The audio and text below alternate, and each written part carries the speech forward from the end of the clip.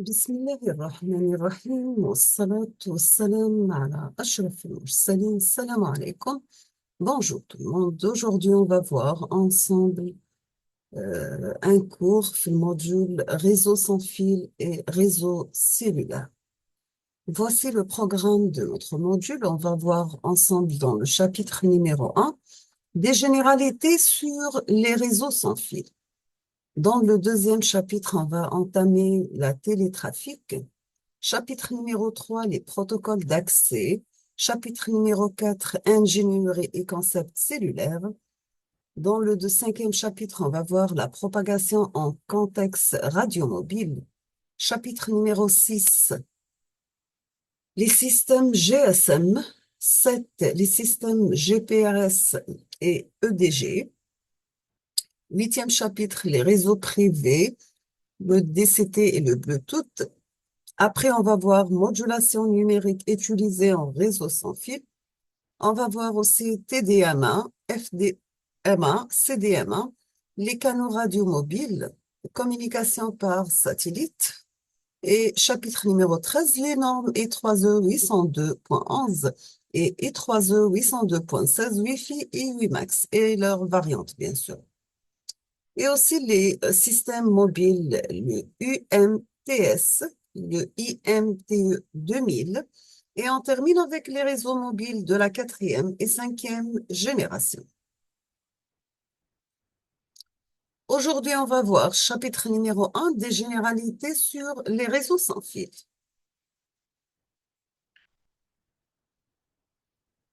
Voici quelques exemples de réseaux sans fil. On trouve le Bluetooth, des modems, le téléphone portable, etc. avec plusieurs variantes et technologies. Nous avons en 1999, on trouve 365 000 abonnés GSM. À la fin des années 2005, on trouve 12 millions abonnés. Fin 2008, 22 millions abonnés.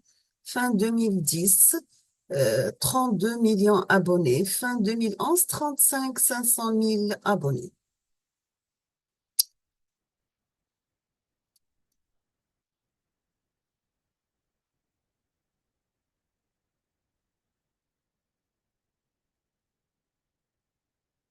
Pardon, j'ai un problème. C'est bon?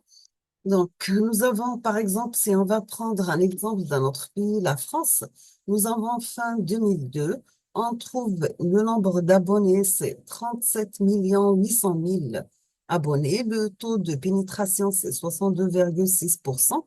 La fin des années 2005, on trouve 46 200 000 abonnés. Le taux de pénétration, 76,4%. Fin 2008, le nombre d'abonnés, 55 155 000, avec un taux de pénétration, 86,6%. La fin de 2010, on trouve 63 millions d'abonnés avec un taux de pénétration 100%. Voici exemple d'autres pays, l'Allemagne, l'Italie, pardon, la France, Grèce, Portugal, Belgique, Autriche et Danemark, avec le nombre d'abonnés exprimé en millions et le taux de pénétration exprimé en pourcentage. On va voir une petite comparaison entre les réseaux fixes et les réseaux mobiles. Pour les réseaux fixes, ce sont des systèmes filaires. Par contre, les réseaux mobiles sont des systèmes sans fil. Pour les réseaux fixes, nous avons les usagers disposent d'un poste fixe et point d'accès à une distance, une adresse physique. Et les réseaux mobiles, les usagers itinérants avec adressage logique et un spectre radio pour des plages de fréquences. La capacité pour les radios, nous avons la capacité du spectre ne peut pas être étendue avec les mêmes possibilités que pour le fixe. Le fixe, on peut augmenter la capacité en ajoutant des câbles supplémentaires.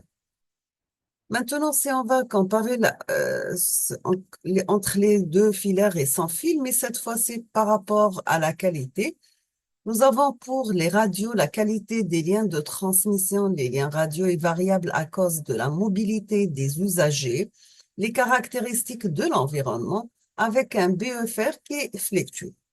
Pour le fixe, donc, nous avons la qualité des liens de transmission est élevée et constante. Côté sécurité, nous avons pour la radio sécurité supplémentaire car les communications peuvent être écoutées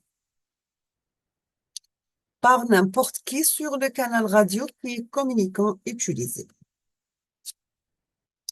Maintenant, pour l'organisme de gestion du spectre, le spectre radio est nécessaire au fonctionnement d'un système radio mobile. La gestion des spectres, nous avons limitation du spectre. Les ondes radio sont des ressources mondialement partagées. L'utilisation du spectre radio est réglementée au niveau national et international. On trouve aussi des règles et procédures pour la planification et l'utilisation de bandes de fréquences. Bien sûr, tout ça sous l'Union internationale de télécommunications. Pour l'Union internationale de télécommunications, c'est un plan de fréquence selon les besoins locaux de chaque région. Vous avez 3 régions. La région 1 contient l'Europe, l'Afrique et le Moyen-Orient. La région 2, l'Amérique et Groenland. La région 3, l'Asie et l'Océanie. Pour les niveaux, donc pour l'Europe, nous avons le CEPT, Conférence européenne d'administration et des postes et télécommunications, et on trouve aussi le ETSI, European Technical Standard Institute. Donc, c'est un établissement des spécifications techniques pour les systèmes radio, toujours pour la région numéro 1. Quels sont les différents services mobiles? On trouve la radiotéléphonie de type cellulaire, la radiotéléphonie de proximité cordless system, radiocommunication par satellite, les réseaux locaux sans fil, WPAN, WLAN et WMAN, et on trouve aussi les réseaux radio privés. Les générations de mobiles maintenant, on trouve pour l'analogique, la première génération, on trouve le AMPS, le NMP, le TAC, le R2000, le C450, le RTMS, etc.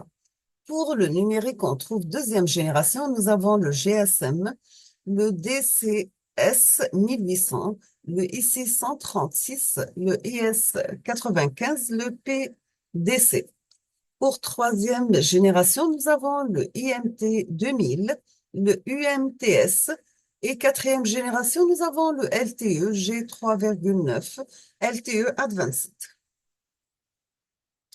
On va parler maintenant de première génération, l'analogique. On va voir des exemples de systèmes. Nous avons en 1975 le AMPS Advanced Mobile Phone System en USA avec une bande allouée de 824, 846 MHz et 869 jusqu'à 894 MHz. On trouve 832 canaux de 30 kHz pour la parole. On trouve aussi le duplex avec différence de fréquence qui est égal à une bande fréquentielle de 45 MHz. Le motif à 12 bandes de fréquence pour les cellules et la mise en service en 1983. Pour 1880, nous avons le NMT, Nordic Mobile Phone, en Suède, Norvège et Danemark. On trouve aussi le TAC-S, Total Access Cellular System, en UK, Italie, Espagne, Autriche, Irlande, qui utilisait des fréquences de 450 MHz, puis 900 MHz, desservant 180, puis 1999 canaux. Pour l'analogique, on trouve les téléphones mobiles à communication analogique, pas de cryptage, aucune confidentialité, occupation spectrale importante, qualité de service médiocre et peu de services. La largeur de la bande de fréquence était entre 15 et 15 et 30 kHz, suivant les systèmes, bien sûr, avec une interface radio différente selon les pays et les volumineux. Donc, on aura des problèmes de compatibilité en fonction du lieu et saturation. Donc, tout ça, ça demande nécessité d'une nouvelle norme. Toujours avec l'analogique, donc nous avons l'encombrement et engorgement du réseau, les supporter plus d'utilisateurs. Donc, on doit faire le passage à la technologie numérique. Maintenant, deuxième génération pour numérique, au milieu des années 80, on trouve des systèmes numériques de deuxième génération. On trouve GSM, le DCS, pardon, 1800 en Europe, le IS 54136 Intermediate Standard, 54136 USA, le IS 95, le CDMA One USA, le PDC Personal Digital Cellular en Japon. Toujours avec deuxième génération numérique, nous avons en 1979 l'ouverture de la bande 900 MHz pour les mobiles numériques. En 1982, on trouve le CEPT, l'affectation des bandes du futur téléphone numérique mobile et création du GSM. 1987, le choix des techniques numériques multiplexage FTDMA, TDMA, codage source et canal modulation aussi. En 1987, 3 pays européens s'engagent à ouvrir le service en 1991. En 1991, le GSM à 900 MHz, le DSS 1800 MHz. 2000, la norme de troisième génération, le UMTS. La fin de 2004, l'arrivée de le UMTS. Avec 2009, la quatrième génération. Voici l'évolution du débit, donc entre faible, moyen et important. Donc, première génération, deuxième génération, troisième plus, troisième génération, le quatrième génération. Donc, les années entre 1980 jusqu'à 2020. Le débit inférieur à 10 kilobytes par seconde jusqu'à 1 gigabyte par seconde. Nous avons pour AMPS, c'est Advanced Mobile Phone System. Le BWA, c'est Broadband Wireless Access. Le CDMA, Code Division Multiple Access. Le GSM, c'est Global System for Mobile Communication. Le HSPA, High Speed Packet Access. Le HSPA, High Speed Packet Access. Le IMT-AD, International Mobile Telecommunication Advance. Le LTE, Long Term Evolution. WLAN, c'est Wireless Local Area Network. Ici, c'est une comparaison entre la mobilité avec le débit binaire. Bien sûr, 2G, 2,5G, 3 et 3+.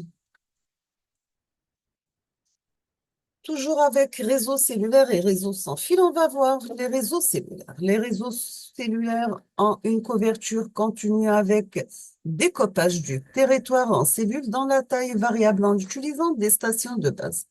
Donc, pour cela, on doit optimiser l'utilisation du spectre radio alloué, une solution à la contrainte de la limitation de la ressource radio, spectre de fréquence. Il peut être déployé rapidement qu'un service filaire traditionnel, donc pour le code de poste de câble, etc.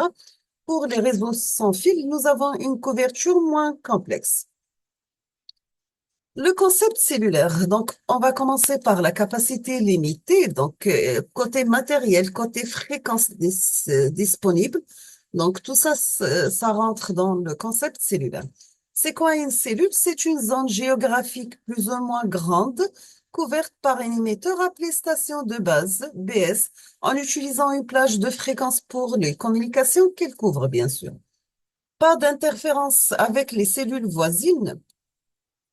Et les terminaux utilisés par les usagers sont générés par rapport à une cellule. Sachant que la taille des cellules en fonction du trafic à écouter, on trouve des zones à forte densité de population, ce qu'on appelle des zones urbaines. Donc, on aura dans ce cas besoin de petites cellules. Et aussi pour les zones rurales avec une densité de population non importante. Dans ce cas, on doit utiliser des grandes cellules. Aujourd'hui, on va s'arrêter ici. On termine la suite dans la prochaine vidéo, Inch'Allah. Donc, je vous remercie infiniment pour votre attention et à la prochaine vidéo.